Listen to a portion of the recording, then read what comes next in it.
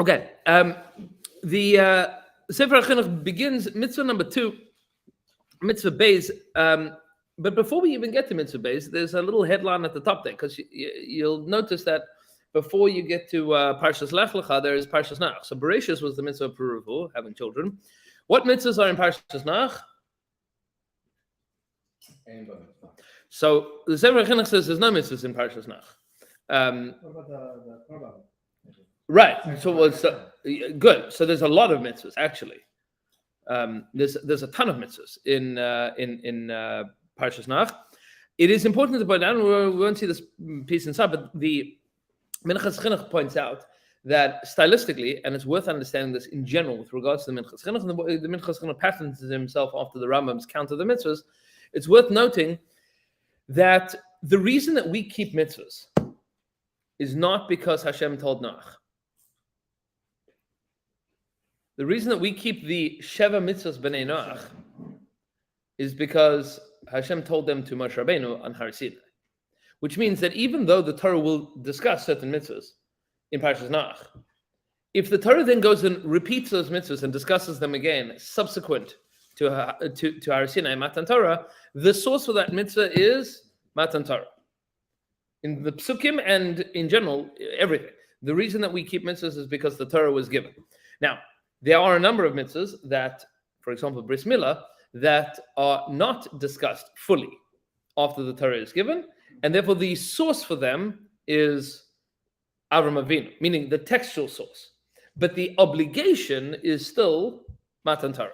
And we'll see this as pertains to Bris Milah with a couple of important details regarding Bris Milah in a couple of moments. But the Sheva Mitzvahs B'nai Noach, the non-Jews of the world are obligated in the Sheva Mitzvahs B'nai Noach as a result of Noach. Parshas Noach teaches the Sheva Mitzvahs B'nai Noach to the rest of the world. But the reason that we keep these mitzvahs is not because Noach was told these mitzvahs. The reason that we keep these mitzvahs is because HaKadosh Baruch Hu told these mitzvahs to Moshe Rabbeinu on Har Sinai. That's the reason that we keep these mitzvahs. Good. So what's enough commitment between that and between Milah? So we'll see in a couple of minutes. We'll see in a couple of minutes because Trevor is saying, Parshas Tazria, it says that you should Uvayam Hashmini Yimol B'Sar L'Asai. So we'll see what that's about, and we'll see how that differs to a large extent. L'chaim coffee. Kaveh el Hashem, right? That's the lashon of coffee. Kaveh el Hashem. Okay. Says the Chinuch as follows. Lech lecha yesh ba mitzvahs aseh achas. There is one positive mitzvah in Parshas Lech lecha. V'hi mitzvahs milah, and that is the mitzvah of Bris Milah, Shneimar. Pasuk says in Bereshis Perek Yud Zayin, Zois brisi asher tishmeru beini uveinchem uvein zaracha acharecha. This is the covenantal relationship that Hashem says that you are going to guard, you are going to watch between me and you, and between your children and between their children after you. Himal lachem kol zachar, circumcise each male of the Jewish people. V'nichva b'seder isha ki tazria, and this is then repeated in the mitzvah of isha, in the parsha of isha ki tazria. That's where it is repeated. Uvayom eshmini yimal b'sar alasai, that on the 8th day you are going to give a baby boy a Bris Milah. Now you're going to tell me, but then if it's repeated, then why do we even mention it here in Parshas Lech Lecha? Meaning, why is that the Chinuch's count? So hold on to that question. It says, "V'harbe mitzvahs k'mayche nichvelu b'mekam harbe b'tara v'kulan letzarech k'may shepirushim chacham zichron levracha." Anytime that a mitzvah is repeated later on in the Torah, it is necessary. That's to teach you something important, and that inyan of being taught subsequently teaches you details that you didn't know beforehand. Specifically, the mitzvah of Milah in Parshas Tazria is to teach you specifically Uvayom Hashmini Yimal B'Sar L'Asai, that is not the mitzvah haba b'avera. What do you mean? It's not a mitzvah haba b'avera. Is that if you have a baby boy born on a Shabbos, you give them the Bris Milah on Shabbos, and that is not violating Shabbos, because the pasuk says Vayom Hashmini Yimal B'Sar L'Asai. That's what that pasuk teaches you. That pasuk teaches you that giving a Bris Milah on Shabbos is not a mitzvah haba b'avera. It's Xeris HaKosel. The Torah tells you this is what you need to be doing. This is what you need to be doing. That is Vayom Hashmini Yimal B'Sar L'Asai. Without that pasuk, Avram Avinu's mitzvah of Himal lachem kol zachar would not override Shabbos. So that pasuk in Tazria is teaching you a din within the mitzvah of Milah, but the source from the mitzvah of Milah is practically, this is the source for it. Okay, turning over the page, it says, V'inyan mitzvah hu zeh. What exactly is the mitzvah? Now, I don't want to get too graphic and surgical, but it is important to point this out. There are 3 stages to the mitzvah of Bris Milah. The first is cutting the foreskin, that is called Milah. The second is removing the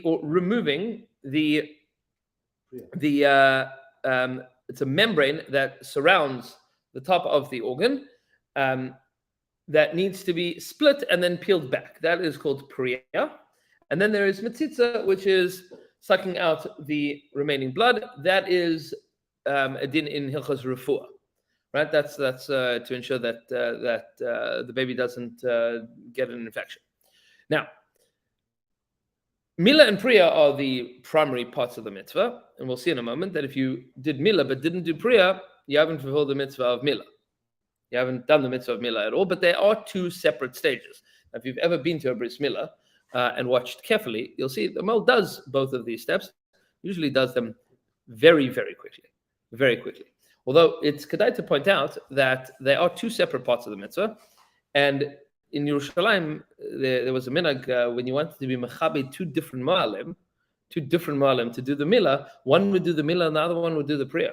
Meaning you could in theory separate it. 2 different people could be involved in the mitzvah of milah. You could have one do milah, one do priya. You could do both. Today that's almost unheard of. That you have somebody that does, one person does milah and the other person does prayer. The only time that I've seen it is if the father does the milah. This happens from time to time, that you have a father that's a surgeon, right? Father that's a doctor. He does circumcisions. He's not nervous about this. This is fine. So what will happen is you hire the male. The male will come. He'll set the whole thing up. The father will do the milah, and then the male will do the prayer. So that happens from time to time. But says the chinuch as follows: "Ve'inyan mitzvah zu hi." What is this mitzvah? Shechaytchim ha'orla ha'mechape rosh hagvir. You cut the orla that is covering the head of the male organ. Uparin krum rach shelamat menu, and then you peel back the membrane, the soft membrane that's underneath that. Ki adul mevinim shetashlim tzuras ha'adam v'hasir mimena oisa orla shehi tasefas by. Those that understand know that this act is the act of completion of the human being. Meaning, the perfection of the human form is in having the Bris Milah.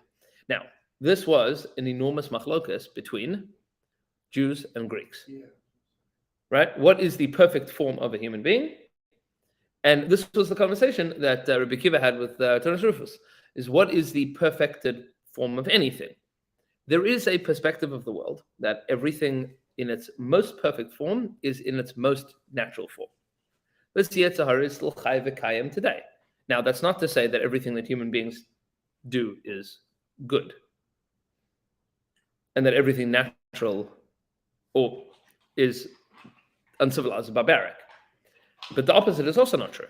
It's not true to say that everything natural is perfect and everything humanity does is, by definition, barbaric.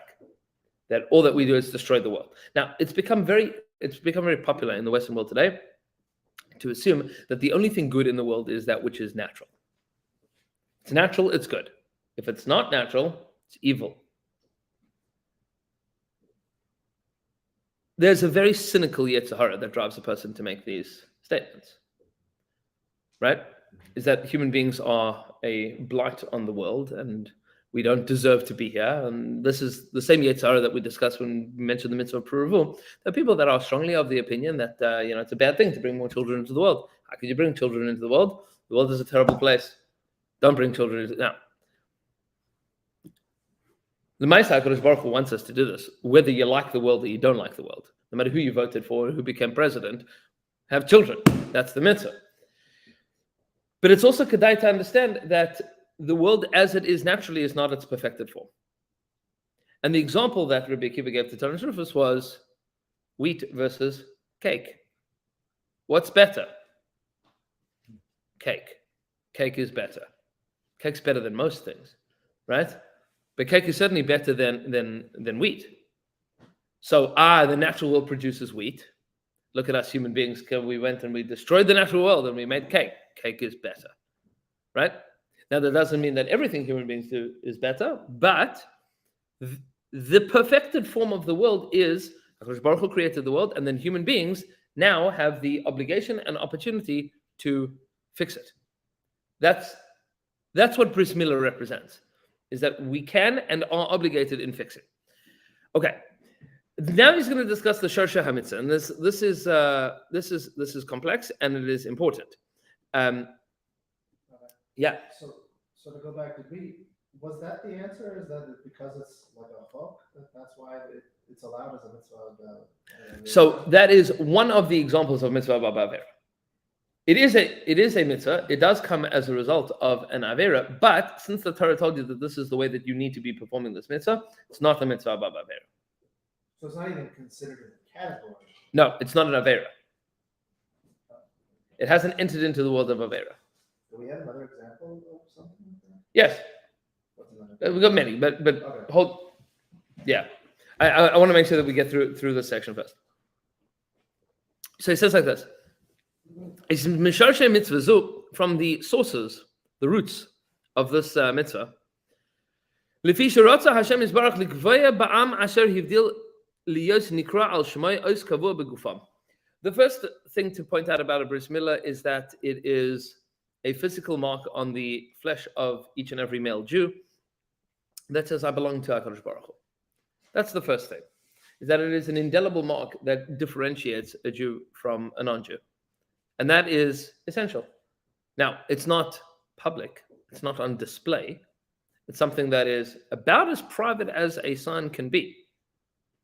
But it is the secret weapon of every Jew, is to know that there's something on me that indicates that I belong to the Rebbeinu Shalom.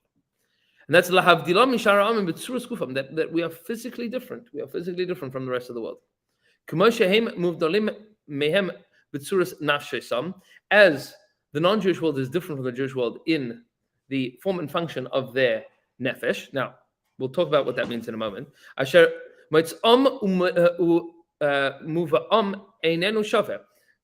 The comings and goings are not identical.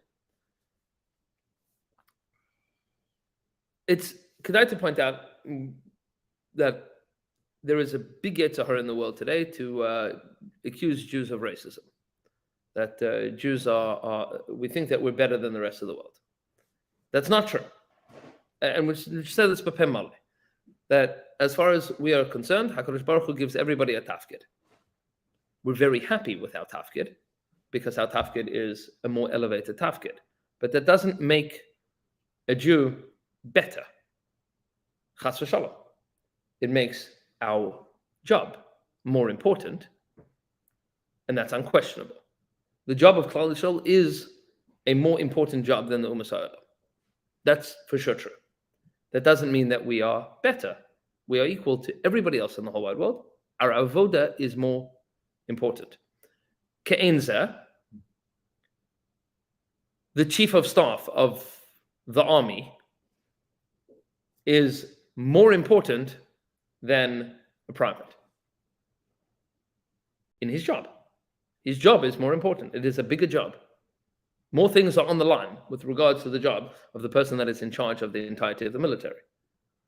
The person that is a private, his job is important. Chas v'shalom to say his job is not important. And his life is just as important. But in terms of what our jobs are different.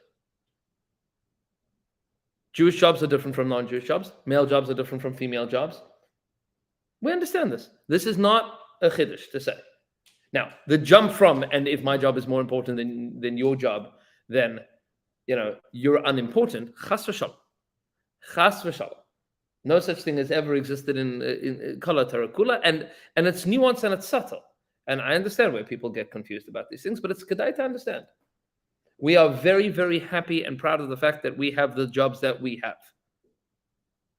But the tzura of our nefesh and the tzura of the nefesh of a non-Jew are different in terms of their tzuros, which means, in an abstract sense, Klal Yisrael is achieving something in the world, and America is achieving something else in the world. Those two things are not the same thing. And it's kedai to point out, and I get very upset with people that do this, but I understand why people do this as well, is people talk about things like Judeo-Christian values. I don't know what that is. I understand that, we think that the Old Testament is true and they think the Old Testament is true. Fine. But Judeo-Christian values, for the vast majority of human history, has not been the same thing. Because we said, don't murder us, and they said, no, we're going to murder you. Let's just understand that. Like, it's kedai to say this. It's kedai to say this, kedai to understand. Now, that doesn't mean that every Christian chas v'shalom. But practically speaking, I had this conversation with a Christian a number of years ago. I was on the way back from APAC, and he wasn't so frum, so it was okay to have this conversation. But he was like evangelical in the sense that he very much supported Israel. He was very honest with me that the goal of evangelical support of Israel is that eventually all the Jews will come to Israel, and then the apocalypse will happen, and the second coming of Yashka, and then either all the Jews will convert or they will die and then burn in hell for all eternity. That's part of the plan. That's the curriculum. That's so for now we agree with each other, right?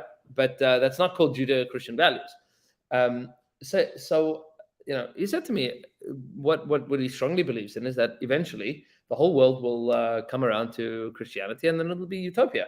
And I said, there were 400 years that Europe did that experiment, and at Yamazeh we call that the Dark Ages, right?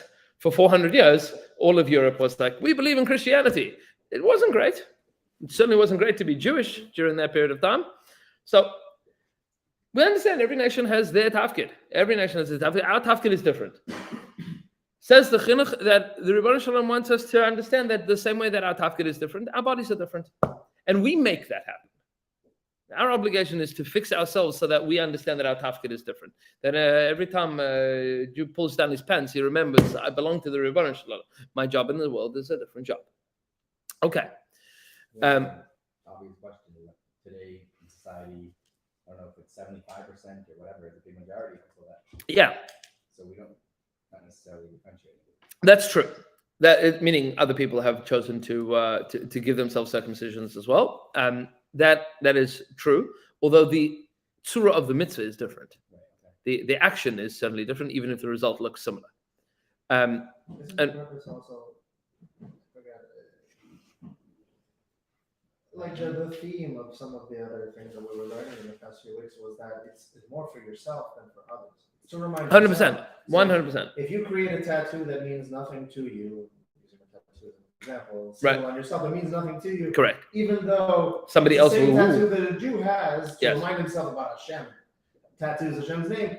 A Jew will look and say, "Oh, Ad Hashem, I know what that is. Oh, Ad Hashem, I remember." The other one will say, "Oh, it's something in Hebrew. I don't know." Right. So it'll be a reminder unto yourself. 100%. And that's how the Gemara says, David HaMelech found himself in the mikveh, and he was like, oh my gosh, I don't have any mitzvahs that I'm doing right now. And he looked at, Baruch Hashem, I have a mitzvah of Milah. Always, it's a mitzvah that a Jew carries with him perpetually, always. So he says, V'nikva I have the begalas hazav, which is a lashon of that Rashi discusses based on the Gemara in Shabbos, that it's specifically on the reproductive organ. Lefi sheu siba lekiyum hamin, because it is this organ that perpetuates the species, that perpetuates the Jewish people. Milvad sheyesh b'tashlum tzuras haguf, k'may she'amarnu. It is specifically in the reproductive organ because it means that the thing that we are putting the sign on ourselves is perpetual. That's the thing that we are trying to perpetuate, is this nation. That's the thing that we want. It says, and the Jewish people are chosen for the Rebbeinu Shalom to do this work. That's what we're doing. We are doing the work that the Rebbeinu Shalom wants. And the Rebbeinu Shalom specifically wants it to be that this act of perfection should be done by human beings. The Rebbeinu Shalom did not create us perfect from the womb. We are not perfect from birth. Now, this is also antithetical to Christian theology, that we are not tainted or sinful from birth. We have what to grow. We don't believe in the notion of original sin, that everybody is born into sin or from sin. Chas v'shalom. Everybody is born with immense potential, and the first thing that we do is begin correcting that. And the point is, the same way that your body is fixed through human intervention, so too all of our actions, activities, every aspect and avenue of our endeavors in the world can be fixed through our own actions. Meaning we make the difference with regards to us. These are all the ideas. It's a download that you see the Marmar comes at the bottom here. It's a download of like 50 different sugyas and gemaras, what the chinuch is putting in here, and we're going to see a little bit more as we see through some of the halachas. But take a look at the next page, Dinei HaMitzvah. It's good to see behekef what the entirety of the mitzvah is, and then we'll go into some of the pratim, some other details. It says Dinei HaMitzvah. What are the dinim of this mitzvah? So the Sefer HaChinuch in general will tell you not. He won't list out the dinim of the mitzvahs. His job is not to be the Shulchan Aruch. That is later. He's not doing what the Rambam does, listing out all of the dinim. But what he is going to do is tell you where to find all of these things. This is a good. It's an index. So he'll tell you the major headlines and where we're going to go to find them. He says Dinei HaMitzvah al mi mutelas milas hakdanim. So who is obligated to give a child a bris milah? V'chein milas ha'avadim. And what about giving a bris milah to your slaves? Now, Baruch Hashem, we do not have slavery today, but back in the day when there was such a thing called an Eved Kanani, if a Jew purchased a non-Jewish slave, you had to give them a bris milah. And that was a quasi-conversion, right? The other, we discussed this, I think, 2 weeks ago, that the flip side of that is that if you set that non-Jewish slave free, they become fully Jewish. It is a full conversion, because the first half is when you acquire them, you get a bris milah. And then the second half is when you free them. So you lead bais umiknas kasef, whether the non-Jewish slave is born to your non-Jewish maidservant, then you give them a bris milah, or you bought a non-Jewish slave. And there are differences between these two things. And in what way we will push aside Shabbos and Yom Tov in order to give a child a bris milah. Which kind of child on the 8th day?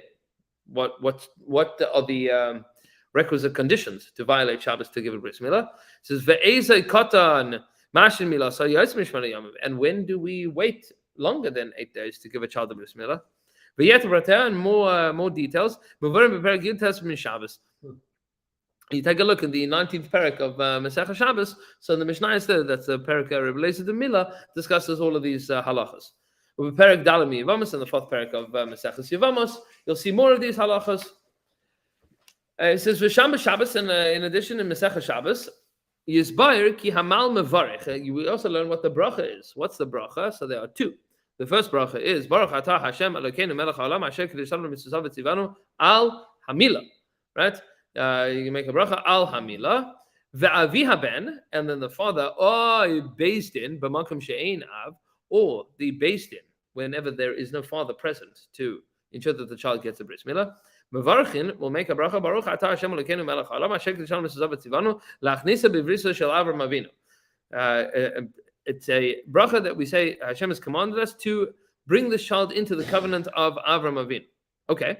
Va'omdim sham oinim, and the response to that bracha is not amen. It is amen, and then kashem mishazach al bris kein yiskeu hakel l'tar l'chuv l'masim tavim. We have a slightly different nusach, right? We say kashem shenichnas bris kein yiskeu l'kalas l'tar l'chuv l'masim tavim.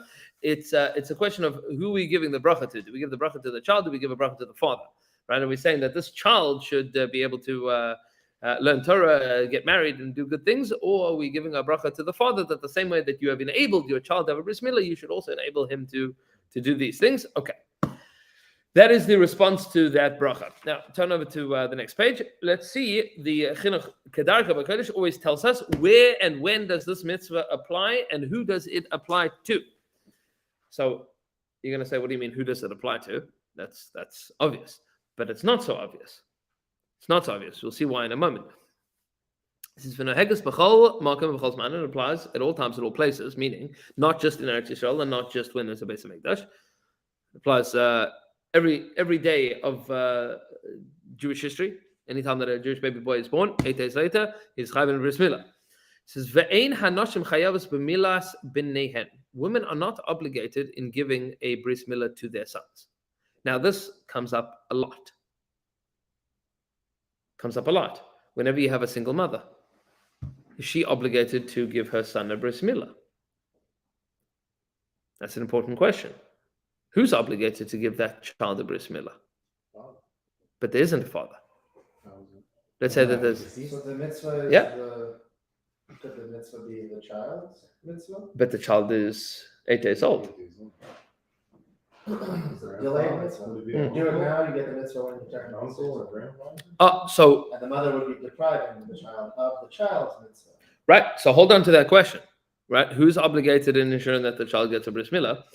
Mother is not obligated in bris milah. Does that mean that if she gave the child a bris milah, you're not yod to the mitzvah of milah? There's a lot of details here to figure out. So hold on to all these questions.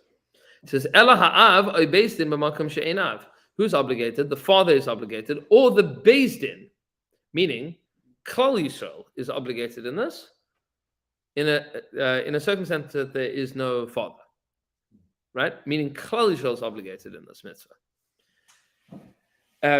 Which means that if there is no father to give a bris milah and the mother arranges a bris milah for her son, you're good. But whose mitzvah is it? That's an important question. And you'll see that there might even be financial ramifications to that question. We'll see a little later. Okay. Or who does the mitzvah belong to? Such that if somebody else came and stole the mitzvah, that they would be obligated to pay for stealing the mitzvah. Because you can't do bris milah twice. If I steal your mitzvah, Wait, Rabbi, but you separated the bris milah into three separate stages. yes, And there are clear cases in history where people received a circumcision not in a kosher way, yeah, and then realized, I need a circumcision. I need a and then bris. they have hatafas done And bris. essentially they do I forget which one, but essentially Priya, they do the yeah. incision. Right. Yeah. They do the incision part, the letting out the blood, because there's nothing else to remove. So they still get the mitzvah, right? So we'll- somebody yeah. gets the mitzvah. Yes, to a certain extent, but we'll get there. We will get there. Depends at what stage of life we're talking. We'll get there. Hold on to all these questions. These are important questions, and these questions come up a lot, much more common than you'd imagine. Right? These questions come up a tremendous amount. Okay, now we've said that the mitzvah belongs to the father. In the place that there's no father, it belongs to the beis din, meaning Klal Yisrael. What happens if nobody did it, right? Meaning the father didn't give a bris milah and the beis din didn't give a bris milah. This happens, right? You have a Jewish child that grew up, whatever it is, in middle of nowhere America, not from parents, nobody connected to anything. He grows up, he's 26 years old, and he shows up somehow or another talking to some Chabad rabbi and convinces him, hey, by the way, buddy, you haven't had a bris milah. This was the entirety of the Russian community, right? The entirety of the Russian community was you haven't had a bris milah. Somebody sent me an article that there was, I don't remember where the Chabad house is, but there was a man that had a bris milah like 2 weeks ago at the age of 96. He had it together with his great grandson. They made a big sudas milah for. He had a great grandson that had a bris milah. He's like, oh, I'm 96. Why not? It's like, what do I have to lose? Now, by the way, that's very kedai to understand, right? Just Arla, right? That's right. So he was 99. So apparently he said I'm the oldest Jew since Abraham. To get, probably true, the oldest Jew since Abraham to get a bris milah. Now, what happens if you don't get a bris milah? You don't get a bris milah. So he says, "Ve'over al mitzvah zu v'lo mal atzmai mishigia lechlal onshim shu yud gimel shana v'yom echad." A person that did not get a bris milah and is now bar mitzvah, they are now of age of onshim that it's possible for them to get punished, meaning they're now culpable, liable for their averos. Shu yud gimel shana v'yom echad, which is 13 years and 1 day. right? The day you turn 13, your 13th birthday. It says, B'chol yom sheyavar alav mi sheyigdal v'lo yimol atzmai mevatel mitzvahs eseh. Now, this parenthesis is important here. We'll discuss it in the Minchas Chinuch in a few moments. But every moment that a person does not give themselves a bris milah, they are denying a mitzvah's essay. They are wasting a mitzvah's essay. It's a positive commandment. You are obligated to do it now. Person doesn't have a bris milah. You should get a bris milah now. When? Right now. This is right. This is the obligation. It says v'im meis v'hu orel b'mezid, and if he dies and he is an orel b'mezid and he is uncircumcised, wantingly, meaning he knows that he should have gotten a bris milah, he didn't get a bris milah, and he does chayiv kares. He is chayiv kares. He now is cut off from the Jewish people spiritually, right? Spiritual cutting off. That's chayiv kares. Aval ein la'av chayiv kares b'milas b'nai. The father doesn't get kares for not giving his son a bris milah. Ella over al eseh, but he has violated a positive mitzvah. Meaning there's two mitzvahs here. One is to have a bris milah, and the other is to give your son a bris milah. They are the same mitzvah, but there is only a chiv kares in not having a bris milah. But that's only if it is b'mezid. So, for example, if it's ba'ones, what happens to a person that back in the day, somebody that the Gemara's in Yevamos discuss, you have a child that had two brothers that died from having a bris milah. That's a hemophiliac, right? His blood doesn't clot. So the din is that you don't give the third son a bris milah, because you're worried if you give him a bris milah, he too will die, right? This is a genetic disorder that the blood doesn't appropriately clot. So he'll go the rest of his life without a bris milah because it's dangerous for him to have a bris milah. Sakanas nefashos. So this Jew, he's going to die without a bris milah. What are you going to do? What do? You're going to die without a bris milah? You say, is he chayiv kares? No. He didn't do an avera. You never got a bris milah, but that's a sakana. It says, "Ve'ein b'chol ha'torah mitzvos eseh shechayavim b'bitula kares ki'im zu u'shchitas ha'pesach." There are only two positive mitzvahs in the Torah. No, the flickering. I've got new light bulbs.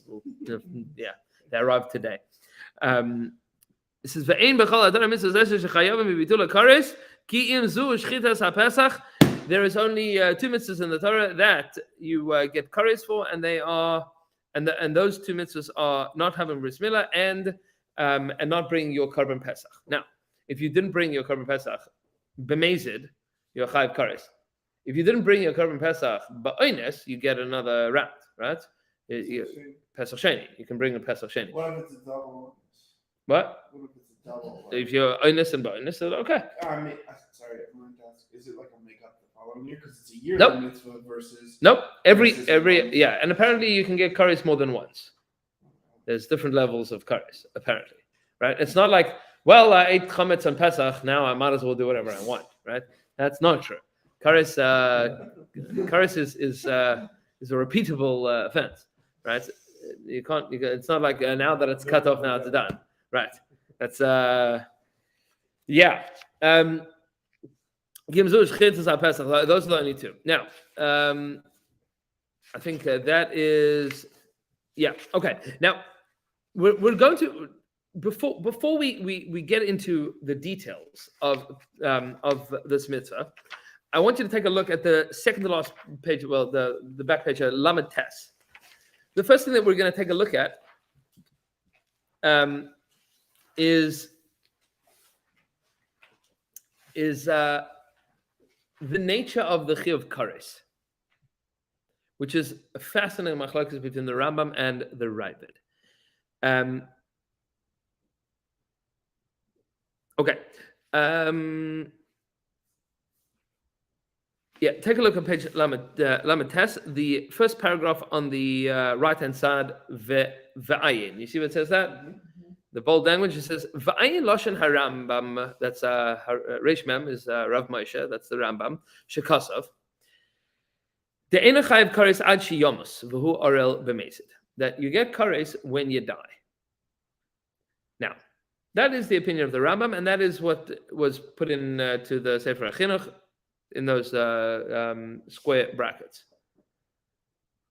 That is not unanimous. There are two ways of understanding when the Chiyuv Kares occurs. Option number one is the Chiyuv Kares occurs when you die without having had a Bris Milah. That's the Rambam. What's option number two?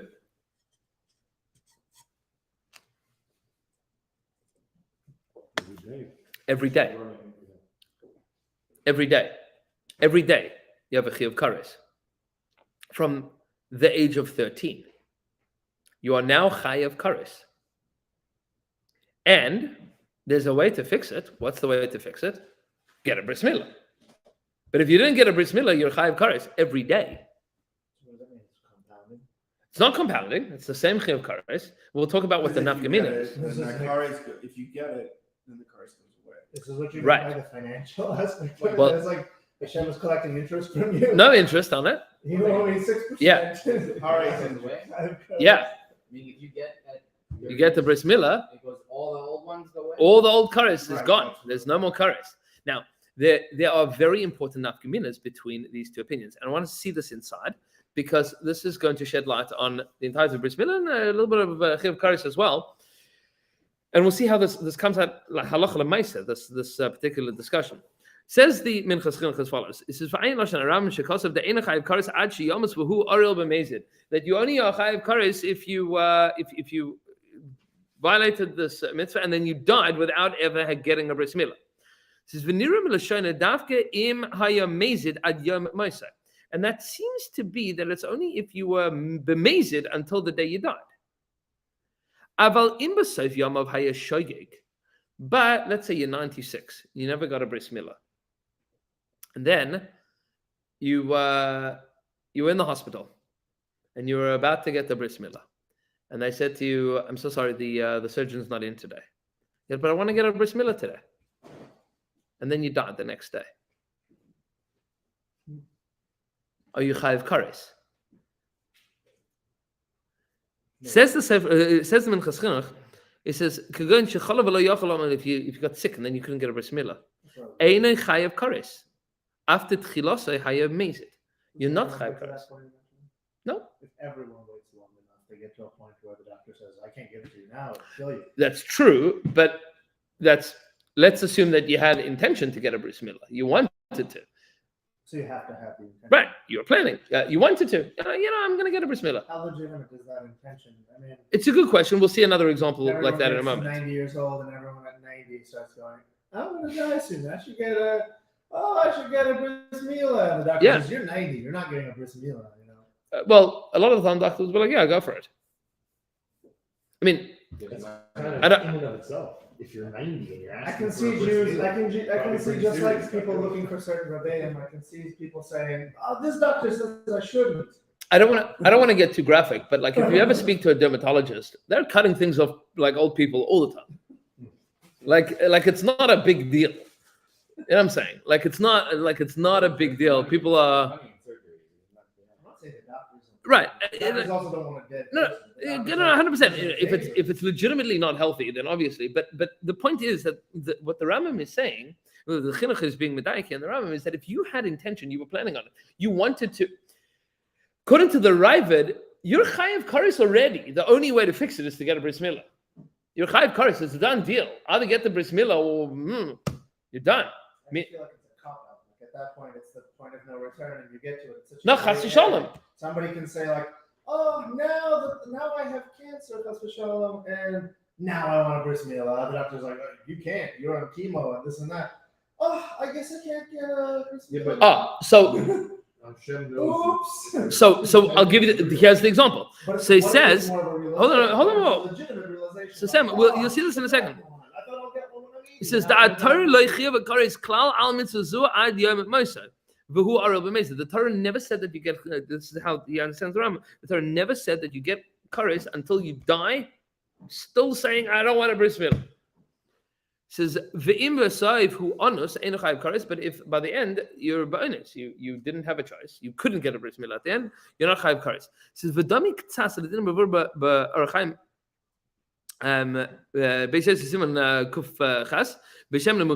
This is a similar din.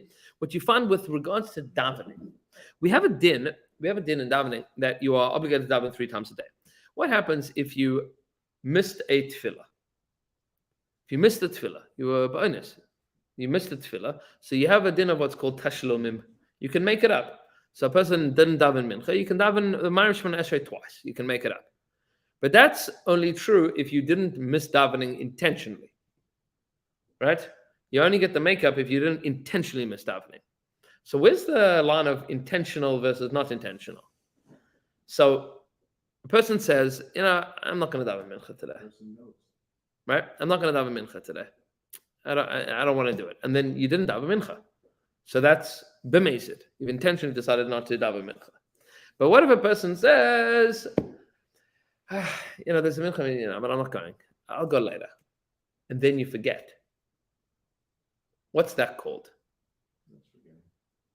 So that's called the tchilase mezid v'sofa oines. You began b'mezid saying, I'm not davening now, but I'll daven later. And then it ended up that you couldn't daven later. So do we penalize you and say, no, you can't daven twice? Because you started off intentionally saying, I don't want to. And then you ended up without an option, without any options. Right? And you forgot later. That's tchilase b'mezid v'sofa oines. So in such a circumstance, the din is have a onus le'inyan tefillah. That's called onus. You daven twice. We give it to you. We say we give it to you. It's tchilasa b'mezid v'sofa b'onus. You started off saying, I don't want to get a Bris Milah, and then you're like, I want to get a Bris Milah. And you're like, no, can't get it anymore. So the Rama would say, you're not chayav kares there. You're not chayav kares. You didn't. You wanted to. And obviously, HaKadosh Baruch Hu decides these things, right? But that's the din. It says, be'emes kan poshehu b'chol yom. But the truth is here that even if you're not chayav kares, it's worth pointing out that this is a little bit different. You're a posher b'chol yom.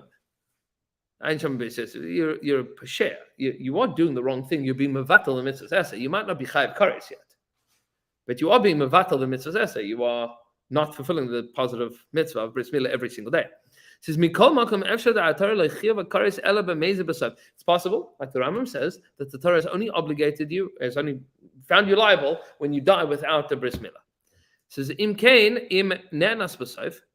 which turns out that if you were perforce, you couldn't get a Bris Milah because the doctor says you're on chemo, you can't get the Bris.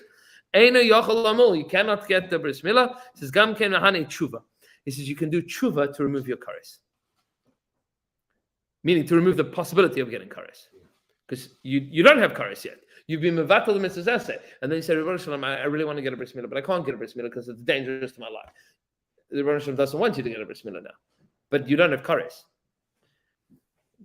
It says, "V'ayin perikem in Korban Pesach halacha beis das haramam deim heze berishon v'shoyig b'sheni chayiv kares." Now this is the interesting din that if a person was amazed on the first on the first Korban Pesach, meaning you could have made it to Yerushalayim, but you chose not to. You're like, you know what? I'll do the second. But you're allowed to do that. Meaning, you can still make it up. But if you said, I don't want to bring Korban Pesach, so if you're in Yerushalayim and you didn't bring Korban Pesach, you chayav kares immediately. But if you said, I don't want to be in Yerushalayim because I don't want to bring Korban Pesach, and you went to Eilat for Pesach, you went to a Dead Sea Pesach program instead of staying in Yerushalayim. So in that situation, you are allowed to bring Korban Pesach Sheni, even though you're b'mezid. You're mevatel the mitzvah b'mezid. You still get a second round. For this reason, by the way, there are many tzaddikim that will leave Yerushalayim on Erev Pesach. Meaning they come back, meaning they leave the old city on Erev Pesach because they didn't want to be in Yerushalayim on the day that you're chayiv Korban Pesach. Because that's already playing with fire. In Yerushalayim, you chayiv Korban Pesach. Arguably, not for now, but arguably, you can still bring Korban Pesach today without the Beis Hamikdash there. How do you do that? With a sheep. Where are you bringing it to? Temple Mount. Where are you leaving it? You bring it down to eat afterwards. So you just bring it up. Slaughter it. Burn It's its... a specific spot that you can do Yeah, that. Don't you have Mizbeach. But don't you have to do like all the you need Kohen? You need a Kohen. Tar and No, it doesn't need to be tahar because it's Korban Pesach. So the din is that we saw this Parshas Achamas. Hashem says that the Rebbeinu Shalom is shechein itam b'sech to masam. That the Rebbeinu Shalom resides with the Jewish people even when we are tamei. Which the Gemara points out in a number of places is tumah hutra b'tzibur.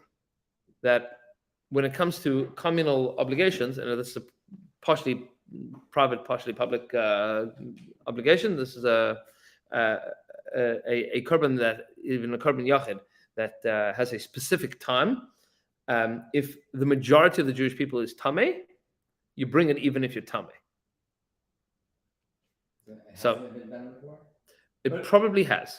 No ramifications to that? Is there I mean, like to- something against like someone just slaughtering a sheep? Oh yeah, for sure. By the way, Israel would definitely not allow that to happen. But arguably, if you are in Yerushalayim on Erev Pesach, you are chayiv to bring a korban Pesach. And that's- You don't need a full functioning base of mikvah. It's part of the Nope. obligation. Nope. It's not that you not do it like a. The next 95. Yeah. So that's a big machlokes. We've discussed this once in the Shabbos afternoon Shurim before, but we'll do a review. We'll do a review one day. But by the way, there was in the late 1800s there was a massive amount of literature, the Jewish Tzion and the Binyan Tzion writing back and forth about whether or not you can bring korbanos bisman aseh. It's specifically korban Pesach, but that's the easiest one to prove that you can and should. But let's say the base of English is there. The Kohanim are there. You're tahar. Everything's good and well. You thinking about the years you spent in Israel. So right, Two of them. that's right. So in if you're in Yerushalayim, so then you chayiv kares immediately. If you are outside of Yerushalayim, you left the old city. You left Yerushalayim. So now you can bring korban Pesach Sheni. It says va'ayin sham because the Mishnah. So they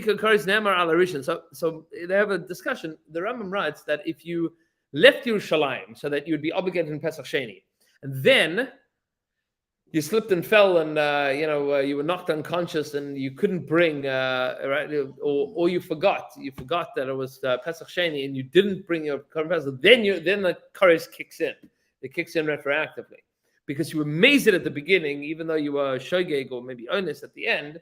If you were bemazed, you did it intentionally to miss out on the Korban Pesach at the beginning. So you have a makeup date, but if you messed up on that makeup date, even if it wasn't your fault, if it wasn't intentional, so then the kares kicks in retroactively. So he says the Kesef Mishnah writes that that's probably because the kares is about the first Pesach. That's where you get kares. The Torah was kind to you. The Rebbeinu Shalom said, no, I'm not going to give you kares yet. You got a round two. You can make this up. But if you didn't make it up for whatever reason, that's on you. That's on you. So he says that's not a good parallel to the Bris Milah situation because there's no makeup for it. You just got to get it done now, whenever you can. And how do you fix that? What? You miss Pesach Sheni. You miss it. Yeah. For whatever reason. Yeah. Kares. Kares. And then what? Now you have to do a lot of tshuva. Okay. Sure. It says Bein I amrin regel b'fnei atzmai. This is whether or not we say that Pesach Sheni is its own Yom Tov. Bein im Sheni shlum, or whether we say Pesach Sheni is a makeup of the best day. I ain't shown this a lot to speak about. So Aval Kan, the next line. It says Aval Kan nira das haramam da Torah lo yichiv rak basar. The Torah only says that you have the chiv kares at the end.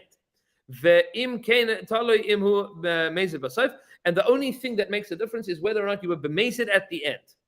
Which means, also, this is kedai to know, that all the Russian Jews that lived and died without a Bris Milah, that were not b'mezid. They didn't know better. They didn't know better. I mean, even if they did know better, but they didn't know better, right? Nobody ever explained to them the importance of Bris Milah. Then, a Jew gets a Bris Milah. And they're like, I'm not getting a Bris Milah.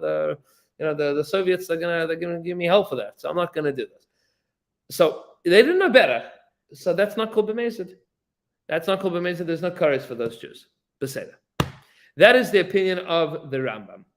Aval das harayved, but the opinion of the Rayved b'Hilchos Milah Sham, in Hilchos Milah, the Rayved disagreeing with the Rambam, says the Chiyuv Kares b'chol yom, that the Chiyuv Kares is every single day. It kicks in at the age of 13. Done. Now you're Chayiv Kares. Ach imal niftar mikares. But if you get a Bris Milah, now you have potted yourself from kares. You have kares already. Kares is done. It's a done deal. The only way out of it is get the Bris Milah. V'chein hidas ha'taisus. This is also the opinion of the Taisus. Ayin Sham. Next line says, Mikol makam nireh devamal atzmai. Says, nevertheless, it would appear that if a person gives himself a Bris Milah, the al kol panim nivta mikaris, that now they have removed themselves from being a chiyuv karis, mahani tshuva, and tshuva works. So ve'efshar loim de mikol makam kevan de avar isur karis after niftar achar kach lo mahani tshuva. There is an argument to be made that even though you have gotten the Bris Milah, tshuva is not enough because you were chayav karis. Once you chayav karis, okay, now you fixed the thing that is being mechayav your karis, but you were still chayav karis. Maybe there's more things to do now. There's work to be done. For example, krisis maybe you need the entire process of tshuva. It's not enough just to fix up the thing, get the Bris Milah. Maybe you need tshuva, and you need Yom Kippur, and you're still going to suffer yisurim in life. You're still going to suffer suffering in this world in order to get kapara, in order to be forgiven for your chiyuv kares. Meaning, once a person's chiyuv kares, it takes time to get rid of that chiyuv kares. For the Rambam, there's no chiyuv kares. Chiyuv kares is when you die, you'll be chiyuv kares. The Rabbit says, what are you talking about? Chiyuv kares is now. Chiyuv kares is right now. Says Kimavur Rambam Perek Aleph Mitshuva Halacha Daled. The Rambam discusses in Hilchos Tshuva. Says the essay the chiyuv kares chomer leinyan delay mehane tshuva ein sham. Says maybe the mitzvah essay of Bris Milah is more strict than any other chiyuv of a positive commandment because there's kares here. It says Mikol Makom Hatzad Rishon Nira Yosef. It says, but it makes more sense to me to say that tshuva does work without all of these things because once you fix it, you fixed it. What's the nafkamina? So we'll talk about the classic nafkamina, and then we'll give just a couple extra examples here. So I'll call upon das aravid. Af imet nenas lebasayf v'lo mal. If a person didn't get a Bris Milah by the end of their life, because the doctor says no, you can't get a Bris Milah. Mikol makom chayiv kares, you chayiv kares. You die with kares. There's no way out of it other than a bris. Ki milah have rak tashum, because the milah is your way of fixing it. This is like what we discussed last time. It is a lav hanitak laase ke'enze, right? You stole something. How do you do tshuva for stealing something? You return it. What if you did tshuva and you didn't return it? That's not tshuva, right? So you can scream and shout from today to tomorrow and say, I wanted to get a bris. It doesn't work. You got to get a bris. So the Russian Jews wouldn't be an excuse. So that would arguably would be depending on how mazed they were, right? Meaning, if you didn't know, you didn't know. There's nothing that you. But if you knew that you should have gotten a bris, you chayiv kares the moment that you understand you have this obligation. If you didn't understand. If you didn't understand, you didn't understand. But the moment that you understand, I should get a Bris Milah, you chayiv kares. Yeah. Is there a concept of getting a bris after you die? So we do that for children that die without a bris. For adults that die without a bris b'mezid, so that's a shala. Because it goes back to the question of who is the obligation to do the bris. If it's on the community and someone passes away, Right. the obligation on the community should. So once a person has died, we're gonna get to that next week. But I'm starting at the end because this is gonna give a lot of flavor to understand the whole thing. Yeah. If Rambam gives a past exception, whatever credit for, you don't get the price if you forget, or if is there also what happens if you had a bris in hiding? Right. Is that an upgrade? There's some kind of. But anytime that you do a mitzvah with Mesiras Nefesh, it's a greater level of the mitzvah. Bris Milah, by definition, is Mesiras Nefesh, right? because it's painful, and it's painful for the child. It's painful for the parents. It's there's a Mesiras Nefesh baked in. How many of those? Yeah, many. So he says like this: "If take of Chayiv Kares, you're immediately Chayiv Kares." He says, "Ve'im mal niftar," and once you have given the Bris Milah, now you're potter. He says, "Aval b'loy mal, I feel about Ines Chayiv." Would seem to be according to the Ravid that even if by the end of your life you said, "I want to get a bris," and you couldn't get a bris, it's still Chayiv Kares. It says, "K'may im hazir v'loy asa Pesach v'rishon," like if you didn't bring your korban Pesach, same thing. Venenas v'loy asa b'sheni, and then you couldn't do it by the end, you're Chayiv Kares. The Gamma Ravid Moed Sham Yilchos korban Pesach Chayiv. Everybody agrees that you're Chayiv at the end. Va'afilu im tashlumi, even if it is makeup. The kares is there. It's just you can remove it by bringing the korban pesach. It says im ken hachanami im mechala lebasav lo yochel amul v'roiz alas tshuva ein tshuva mechaperes ki hu meha chamurim. You can't do tshuva without doing the bris because this is a chiyuv kares. You can't. The only way to fix it is to get the bris. Ve'efshar de'al hachamurim kevan de'ein tshuva mechaperes. Now this is interesting. We have a practical. This is a Beis Hamikdash practical difference. One of the halachas of not doing a mitzvah's essay, not doing a positive mitzvah. So let's say, for example, a person didn't put on tefillin one day. So how do you do tshuva for that? No, I'm saying if you for 24 hours you didn't put on tefillin. So the days of the Beis Hamikdash, you bring a korban olah. It's I didn't do a mitzvah essay. I neglected to do a mitzvah essay. So you bring a korban for that. Wasn't that the purpose of Marv when Marv was created? That was sort of like the korban olah at the end of the day. No, that was the chalavim and emurim. That was the sinews and fats at the end of the day that they burned to the korban tamid. But an individual would bring a korban olah. You bring a burnt offering and say, I didn't do this mitzvah and I want to do tshuva. Do you need to bring a korban olah for not doing a bris? So it depends. If this is, he says this is from the chamurim. So if this is like a lav, if it has the same strength as like eating treif on purpose, so then there's no purpose in that korban olah. He says ki ein malek klal because it doesn't help you. The avera is an avera that has kares. It means it's neglecting this mitzvah essay is like an avera.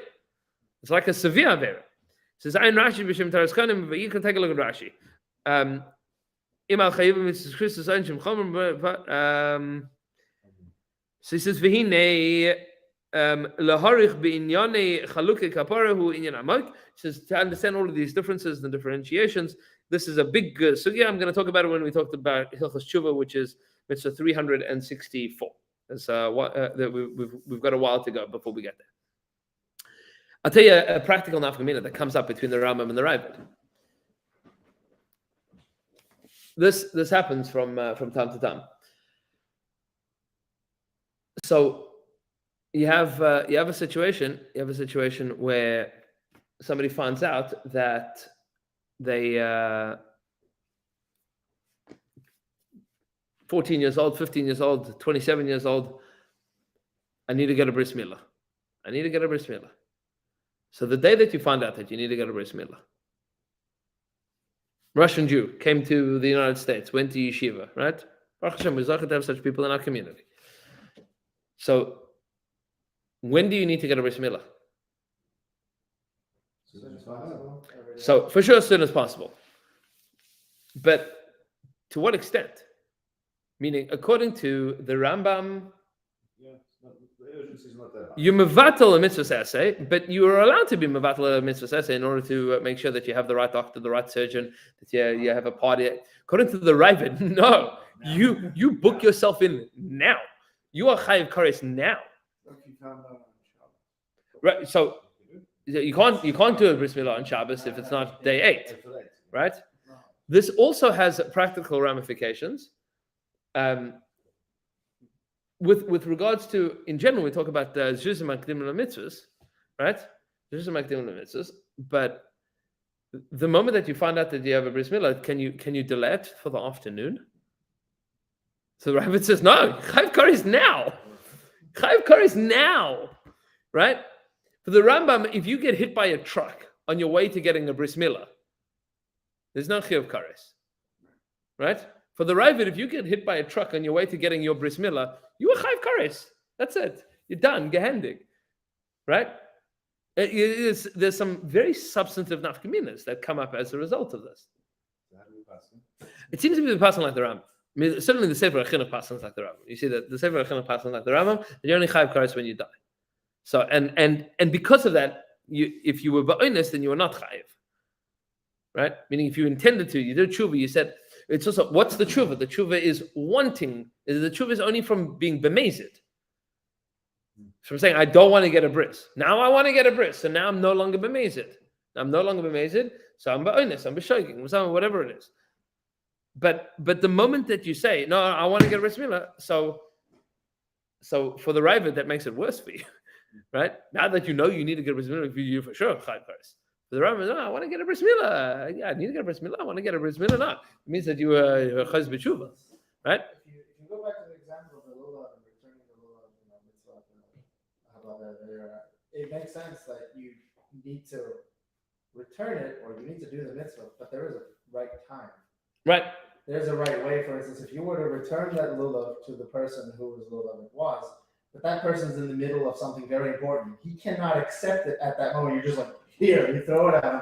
You didn't return it if he can't actually take it. And he's like, what am I supposed to do with all these groceries in my hand? Right. You know, and he has to run. His wife's in the hospital or something. Like, thanks Right. for returning my lulav when I can't actually. Right. So there's different ways of doing it. I mean, you could put it in his, put it in his locker Right, and let him point know. is, but- But But analogy, the analogy is that I forgot the other rabbi's name is just like, no, go throw it at him, give it back to him. Doesn't matter what the Right. situation is right now, because every second you're doing an error by not returning it to him. right. But you have to do it the right way. 100%.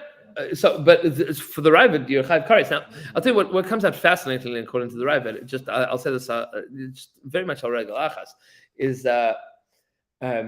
there's a fascinating discussion. It wouldn't help in this situation. There's a fascinating discussion about whether or not malkos, getting lashes, will help you in a case of kares. Can malkos, if you get lashes for something that you were chayiv kares for, does that absolve you of kares? So I'll give you here's the crazy example. You have a guy, he's 87 years old. He says, I want to get a Bris Milah. For the Ravid says, if you don't get a Bris Milah, you chayiv kares. The doctor said to him, if you get the Bris Milah, you're going to die, right? So Hashem doesn't want him to die, but he's chayiv kares. So what's he supposed to do? So there's a fascinating discussion that showed up in the 1500s in Eretz Yisrael with the Marranos from Spain. Jews that had been forcibly converted to Christianity, lived in hiding. We'll do a whole shir on this at some point in time. So maybe Shavuos. Yeah. Jews that forcibly converted to Christianity, and then once they had converted to Christianity, they that's a chiyuv kares. They were over a zara. Now the obligation is to give up your life rather than to convert to Christianity. They faked the conversion, but that's still chiyuv kares. They bowed down and kissed the cross and baptized themselves, right, to escape death. And then they came to Eretz Yisrael and they wanted to do tshuva. So there's at least it's two pieces of Rambam that are a little bit unclear how to read this Rambam, but there's two pieces in the Rambam. You need both in order for this to work. Option number one is, piece number one is that if you get malkos, that will absolve you from kares. If you get malkos, that will absolve you from kares. If you get lashes, then it takes away your spiritual punishment of kares. Right, Beis Din has to give you malkos. The problem is that we don't have any batei din that are authorized to give malkos today. So there's another Rambam, which is more controversial, that if all of the Rabbanim in Eretz Yisrael will give smicha to one person, that person will have original smicha to be able to give smicha to a Beis Din, and they will be able to give malchus and death penalties and knasos once again.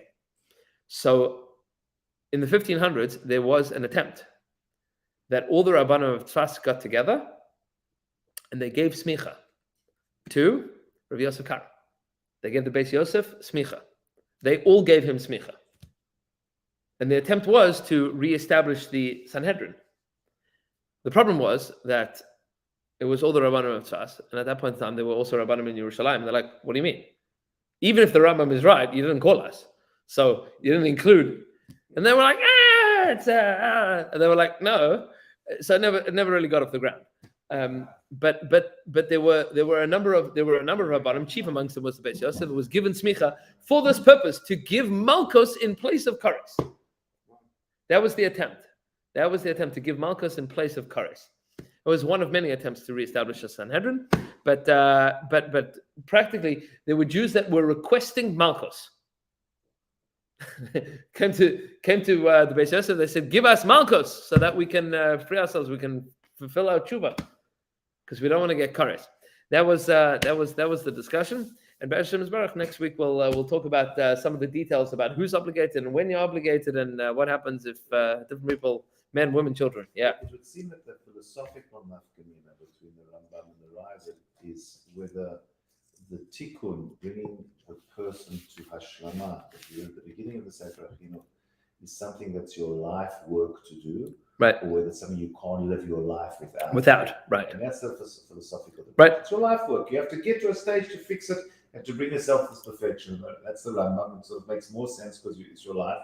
Right? So you can't live your life if you don't fix yourself. Right. Or That's like, or it's interesting. this is maybe to sharpen a little bit. Yeah. Is this a chelik of your life's work, That's what- or is it a prerequisite? That's what I mean. Right. Meaning, is it a prerequisite for the rabbi? You can't do anything else. Exactly. Yeah, like you, Exactly was it a prerequisite? Exactly. right? You can't, like, nothing else makes sense. Like you are chayav kares. You are cut off from Hashem and the Jewish people, like, without Bris Milah. Now, that's yeah. All right, Chevra, Beautiful. to be continued next week. L'chaim. Yeah.